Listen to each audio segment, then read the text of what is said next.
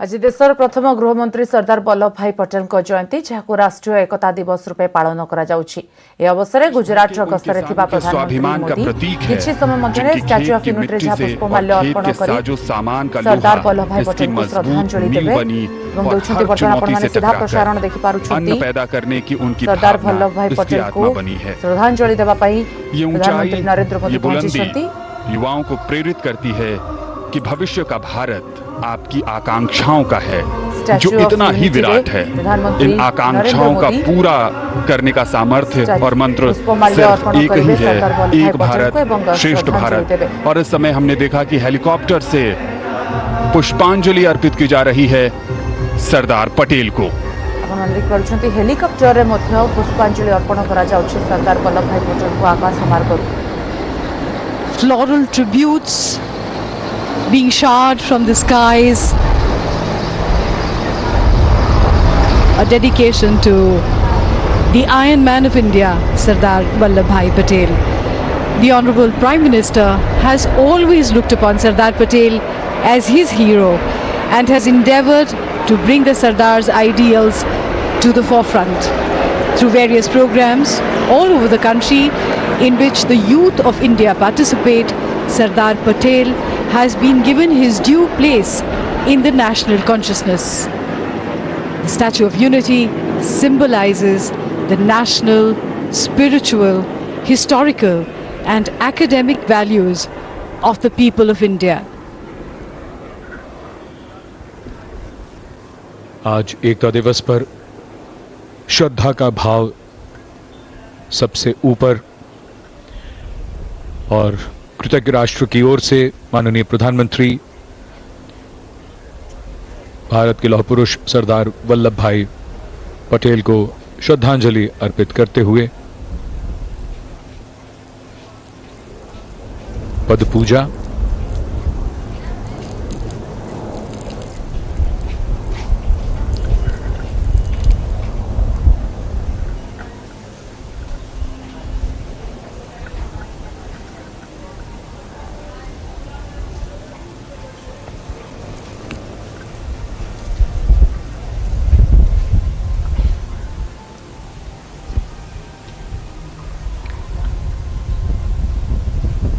Corona महामारी के समय में हालात बदले हैं, लेकिन भारत मां के सच्चे सपूत को श्रद्धांजलि के लिए कृतज्ञ राष्ट्र की ओर से माननीय प्रधानमंत्री यहां उपस्थित भारत मां के ऐसे सपूत जिनके व्यक्तित्व की दृढ़ता और इच्छा शक्ति के कारण देश और दुनिया उन्हें लौह पुरुष के नाम से जानती है। ऐसे विराट व्यक्तित्व की विराट प्रतिमा केवड़िया में, जहां प्रधानमंत्री श्री मोदी ने उन्हें श्रद्धांजलि अर्पित की।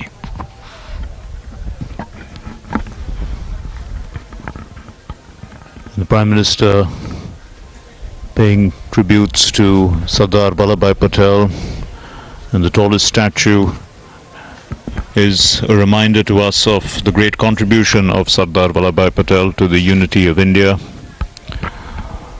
No mean task that, when we look at the context and the time that this happened, and also the fact that there were adversaries to India at that time.